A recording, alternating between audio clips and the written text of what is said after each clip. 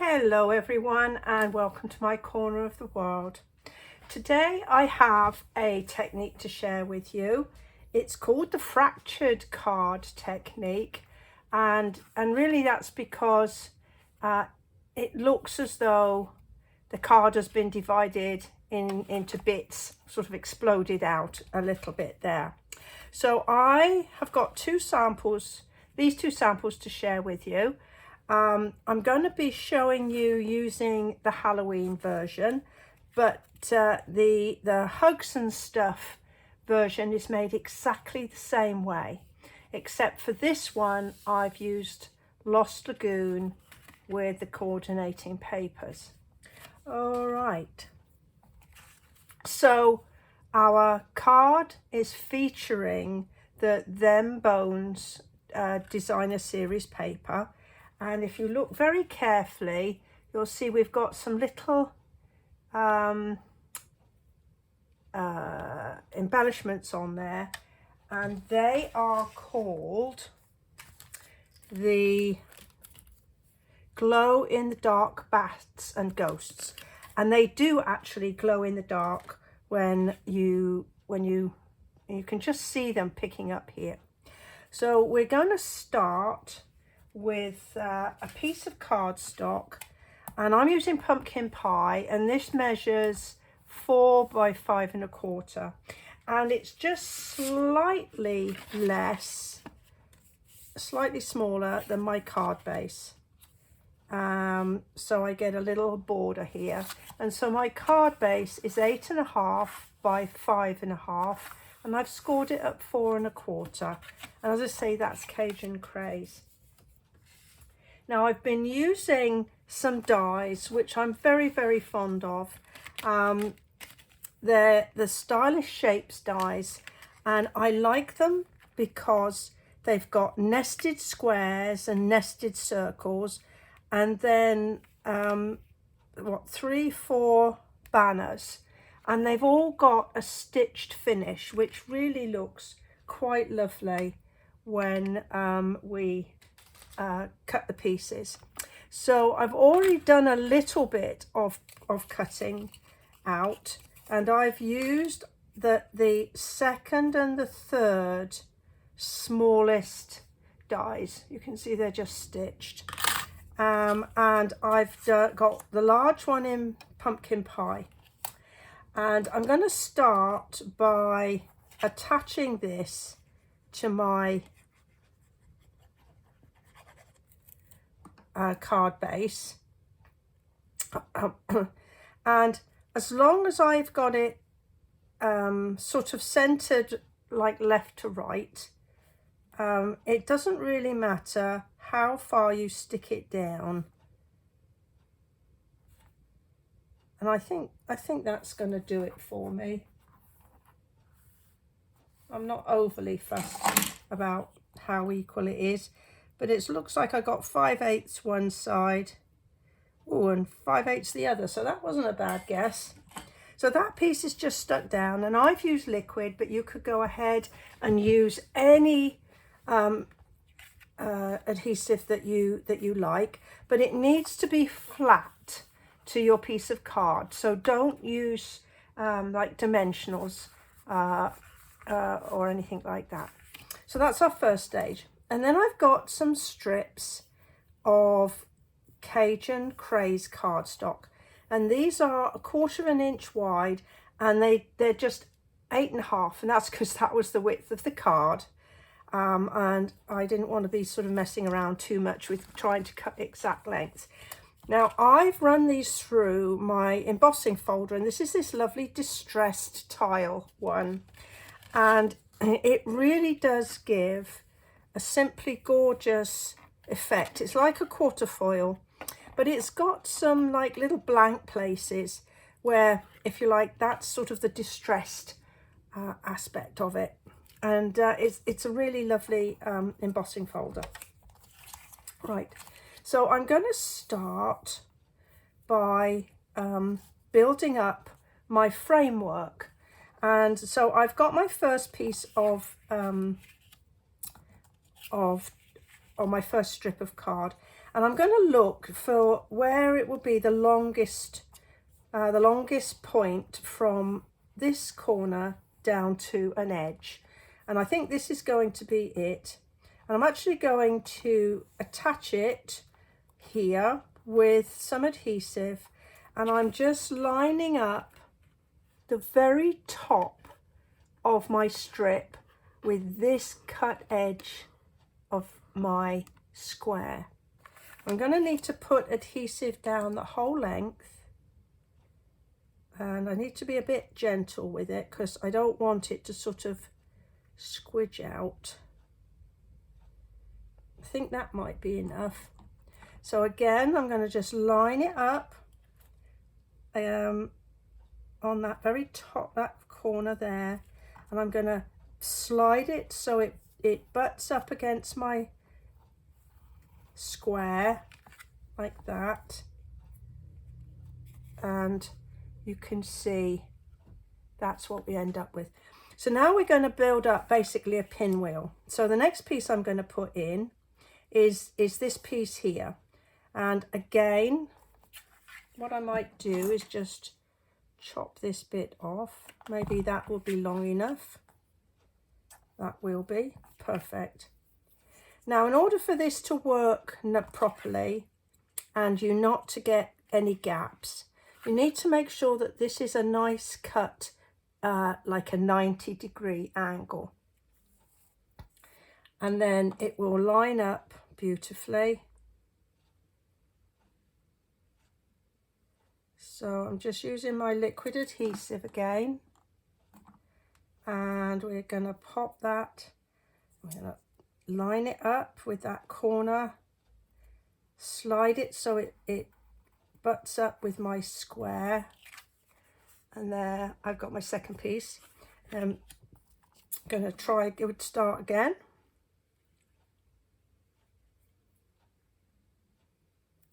So this is a really easy technique, and basically you can do it with any cut piece that has a straight edge.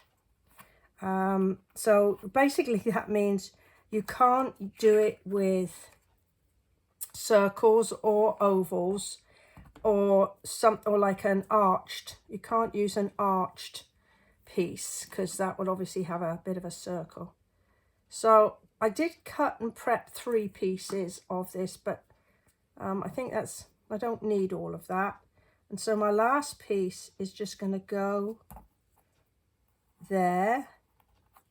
And so you can see I've kind of got a bit of a pinwheel effect.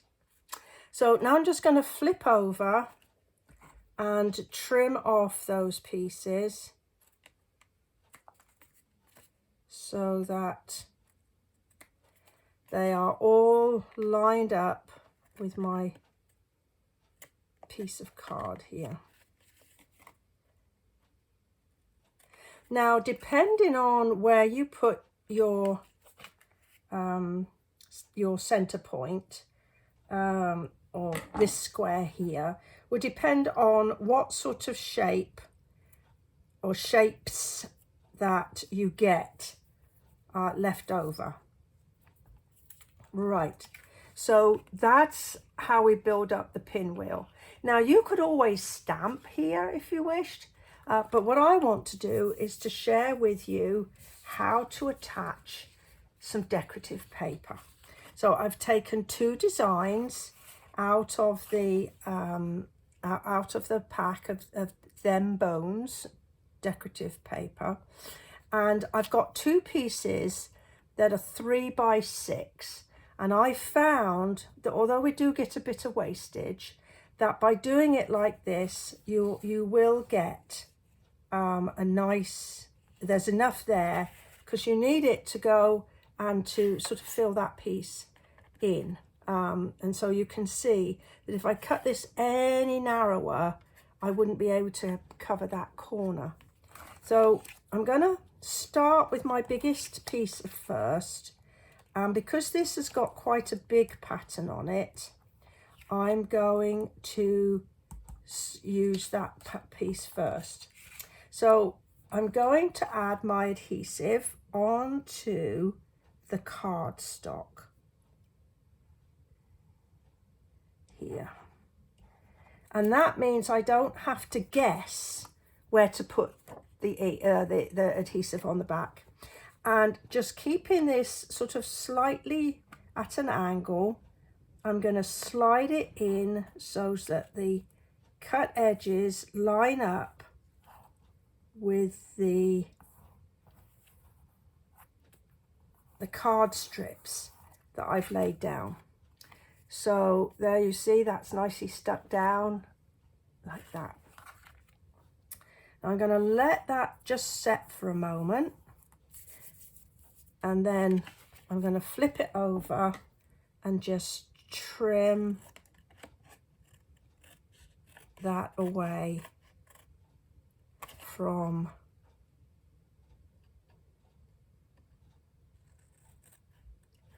the piece of card at the base.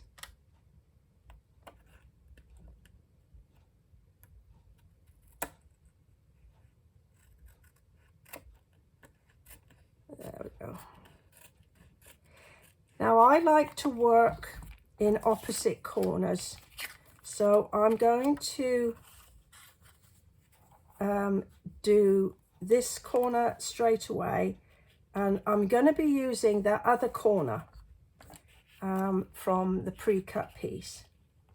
So that's going to go like this, and then once again I'm going to add. There we go.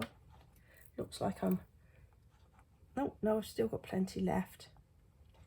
Gonna add my adhesive, and I'm gonna put this piece in like this. And I just slid that into place and press it firmly. Now with my other piece, I'm going to add that here, and then I'm gonna add that there. So we'll start with this.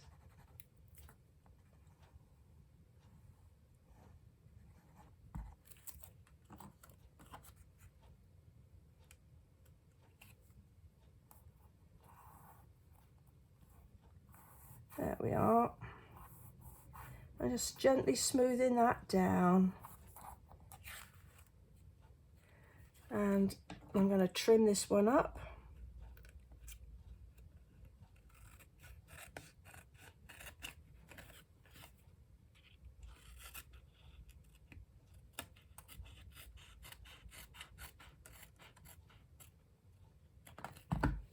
So that's a piece of scrap, although we might find a use for that. And this piece here,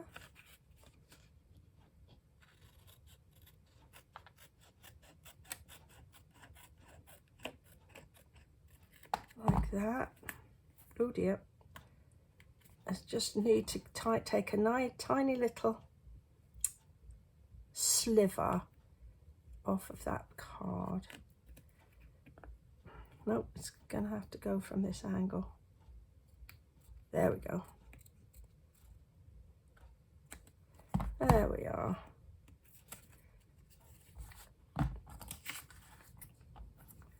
And then this piece is going to go in here. So when we've finished our piece of base card that we've been working on, really is completely covered over. Now you could use some white or some vanilla cardstock rather than coloured cardstock, but I kind of thought, well, you know, if you had a little bit of your base card showing through, if it was white it might sort of really glare up at you, but by using the nice same colour, then it would be a little bit hidden. Right. Oh, I've just had a thought. No, that's not going to quite work. Oh, I might sort of fiddle with that, but I thought, well, maybe we could use those spare bits up on the inside. So there's our fractured card, or fragmented card, and that's basically the technique. But we'll just go ahead and get the card finished off. Now, my other pieces, so here, I'm going to just stamp a simple trick or treat greeting on there. And I've taken my greeting from the Throughout the Year stamp set. And this is a lovely one. I mean, it's got Happy Holidays, Happy Easter, Birthday, You Mean So Much to Me. There's Valentine, Best of Luck, which is great for graduation, or if you're doing something for St. Patrick's Day, New Year, and then we've got our lovely trick or treat one in there. So I'm just gonna do that with a little black ink. So I've got my Memento Tuxedo Black and a square of Very Vanilla.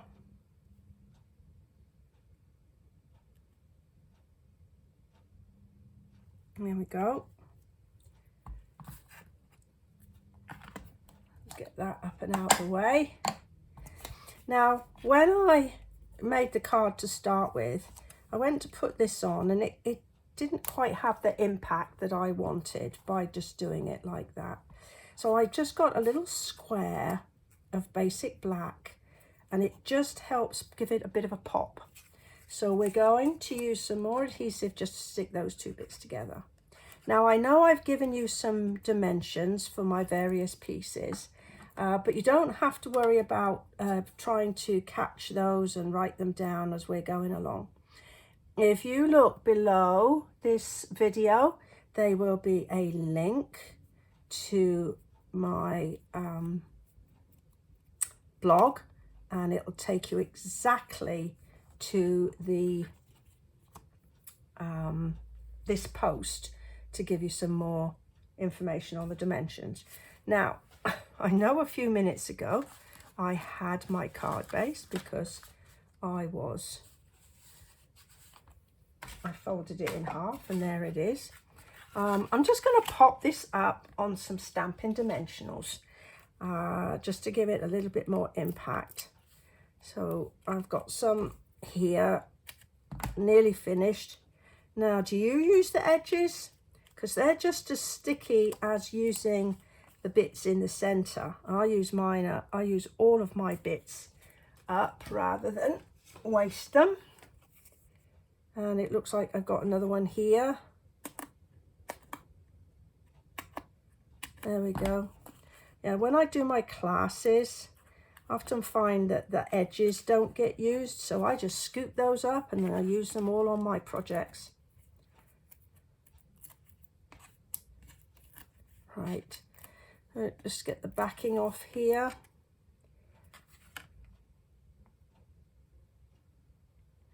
And I'm just going to center that up, and then I'm just going to pop this bit onto some dimensionals, and then center it up inside the thing. This is the other square. And then we've got our really cute embellishment. So I can put a little ghost on. So I might put him here, and maybe I'll put a bat on the other side.